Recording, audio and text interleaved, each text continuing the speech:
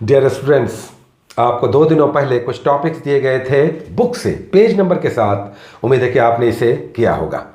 लेकिन आगे बढ़ने से पहले कुछ वे क्वेश्चंस जो आपसे पूछे गए थे उसके आंसर्स। पिछले टॉपिक्स में आपसे कुछ क्वेश्चंस पूछे गए थे, 6 क्वेश्चन पूछे गए थे। पहले उसके आंसर्स ले लेते हैं। वैदिक सभ्यता से 2 क्वेश्चंस आपसे पूछे गए थे। एक क्वेश्चन था कि वैदिक सभ्यता में, वैदिक ग्रंथों में सबसे अधिक बार उल्लेखित नदी कौन सी है, जिसकी सबसे अधिक चर्चा मिलती है। तो इसका आंसर हो जाएगा सिंधु नदी। दूसरा क्वेश्चन आपसे पूछा गया था कि पुनर्जन्म का उल्लेख सबसे पहले किस उपनिषद ग्रंथ में मिलता है। तो इसका आंसर हो जाएगा बृहदारण्यक उपनिषद। याद रखें, ब्राह्मण ग्रंथ का अगर नाम लेंगे तो शतपथ ब्राह्मण, लेकिन उपनिषद में बृहदारण्यक उपनिषद में सबसे पहले पुनर्जन्म का उल्लेख मिलता है, यानी रीबर्थ का। तीसरा क्वेश्चन जो आपसे ज्योग्राफी से 2 क्वेश्चन पूछे गए थे, उसमें से पहला क्वेश्चन था कि पूरे विश्व को, वर्ल्ड को कितने टाइम जोन में बांटा गया है। तो इसका आंसर हो जाएगा 24 टाइम जोन्स। और नेक्स्ट क्वेश्चन था ज्योग्राफी से कि 2 अक्षांश यानी लैटिट्यूड्स के बीच कितने किलोमीटर्स का डिस्टेंस होता है या डिफरेंस होता है। तो इसका आंसर हो जाएगा 111.32 किलोमीटर्स, 111.32, यानी इतना किलोमीटर्स का 2 लैटिट्यूड्स के बीच डिफरेंस होता है। और 2 क्वेश्चन आपसे फिजिक्स से पूछे गए थे, चूंकि यूनिट एंड डायमेंशन आपको पढ़ने के लिए दिया गया था। उम्मीद है कि आपने किया होगा। और उससे 2 क्वेश्चन थे कि 1 लाइट ईयर कितने मीटर के बराबर है, 1 प्रकाश वर्ष की दूरी कितनी होती है। तो इसका आंसर हो जाएगा 9.46 इंटू 10⁻15 मीटर। याद रखें, किलोमीटर होगा तो 10⁻12, लेकिन मीटर होगा तो 10⁻15। और दूसरा क्वेश्चन फिजिक्स से था कि मैग्नेटिक फ्लक्स की इकाई क्या है।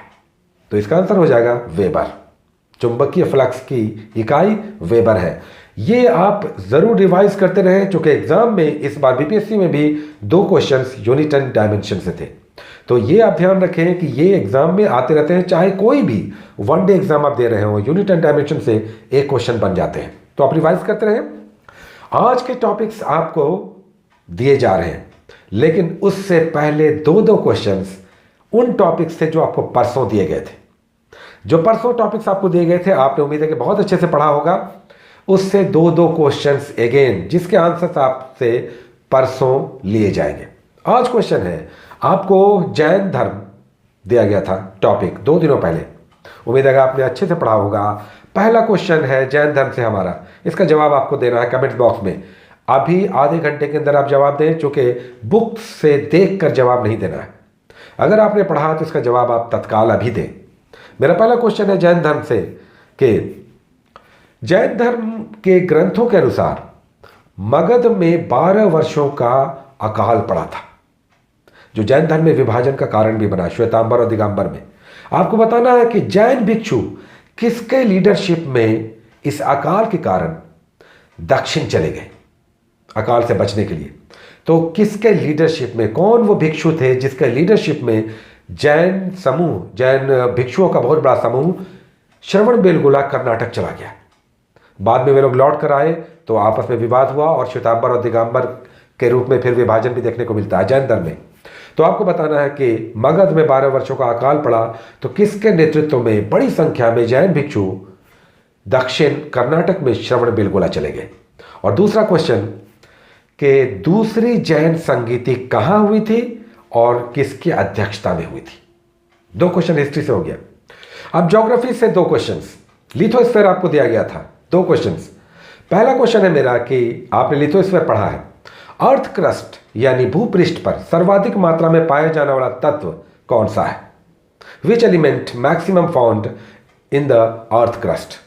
तो आपको बताना है कि कौन सा वो तत्व है। हिंट हम दे देते हैं, लोहा, सिलिकॉन, मैग्नीशियम, ऑक्सीजन, सल्फर, इसी में से कोई एक तत्व है सर्वाधिक मात्रा में भूपृष्ठ पर पाया जाने वाला तत्व। और दूसरा क्वेश्चन है कि धरती के अंदर कितनी गहराई पर 1 डिग्री टेम्परेचर बढ़ जाता है, 1 डिग्री सी टेम्परेचर बढ़ जाता है कितने मीटर गहराई पर जाने पर। 2 क्वेश्चन ज्योग्राफी से हो गए। उसके बाद आपको दिया गया था सूक्ष्म जीव यानी माइक्रो ऑर्गेनिजम्स। 2 क्वेश्चंस वहां से हैं, आपको अभी तत्काल जवाब देने हैं, जल्द से जल्द, बिना बुक्स को देखे। मेरा पहला क्वेश्चन है कि नाइट्रोजन फिक्सिंग करने वाला बैक्टीरिया कौन सा है, उसका नाम बताएं। 2 बैक्टीरिया का नाम बताना है जो नाइट्रोजन स्थिरीकरण करता है, चूंकि सभी पेड़ पौधे जड़ों से नाइट्रोजन प्राप्त करते हैं। तो नाइट्रोजन का स्थिरीकरण करने वाले बैक्टीरिया का नाम, 2 का नाम आपको बताना है कमेंट बॉक्स में। और दूसरा क्वेश्चन आपको बताना है कि वायरस की जो खोज हुई, ये किस पेड़ की पत्तियों पर, किस लीफ पत्ती पर रिसर्च के दौरान वायरस की खोज हुई, उस पेड़ का नाम बताना है, यानी उसका नाम बताना है जिसकी पत्तियों पर वायरस की खोज हुई। और आपका इधर से पॉलिटी से 2 क्वेश्चन।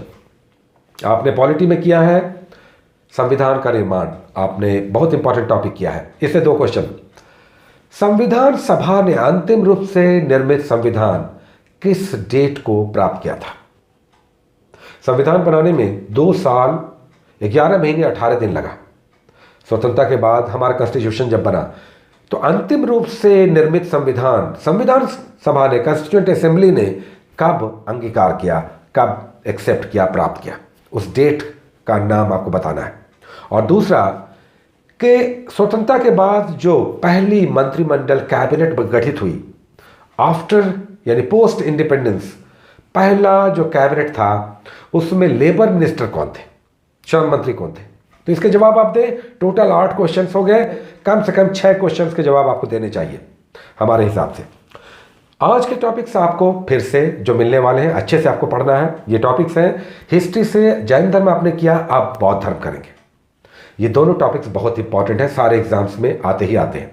अब आप करेंगे बौद्ध धर्म। बौद्ध धर्म में डिटेल्स आप करेंगे, इसकी स्थापना, इसमें महात्मा बुद्ध के सारे उनके गृह त्याग से लेकर, जन्म से लेकर के सारा उनका ज्ञान प्राप्ति से लेकर प्रथम उपदेश, और कौन कौन उनके समर्थक थे, कौन कौन से किंग जो थे वो समर्थक थे, अष्टांगिक मार्ग क्या था, कुछ बुक्स आए, साथ ही 4 संगीति हुई, बौद्ध संगीति, उसे आपको बहुत अच्छे से याद कर ही लेना है। चारों बौद्ध संगीति बहुत इंपॉर्टेंट है, उसे आपको रिवाइज करके रखना है, इससे क्वेश्चन आपसे पूछे जाएंगे, सबके क्वेश्चन भी आएंगे बहुत जल्द। तो आप बौद्ध धर्म करेंगे हिस्ट्री से। ज्योग्राफी से आपको करना है चट्टान, आपने लिथोस्फीयर किया। नेक्स्ट टॉपिक आपका है रॉक यानी चट्टान।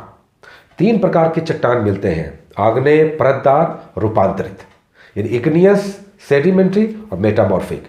ये आप बहुत अच्छे से करें, बहुत इंपॉर्टेंट टॉपिक है।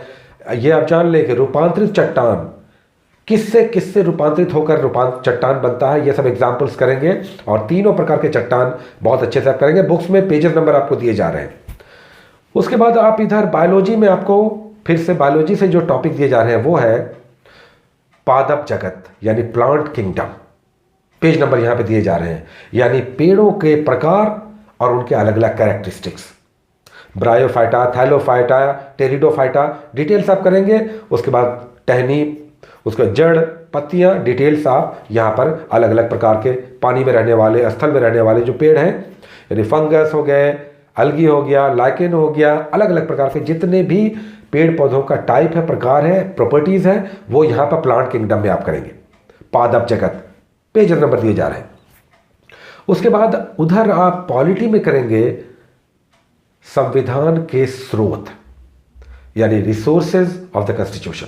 संविधान निर्माण में कहां कहां से क्या क्या लिया गया, कौन कौन से तत्व, अब आपातकाल कहां से लिया गया, मूल अधिकार, फंडामेंटल राइट्स कहां से लिए गए, संविधान जो बना उसमें कहां कहां से क्या क्या लिए गए, ये छोटा सा टॉपिक है, इसे आपको करना है।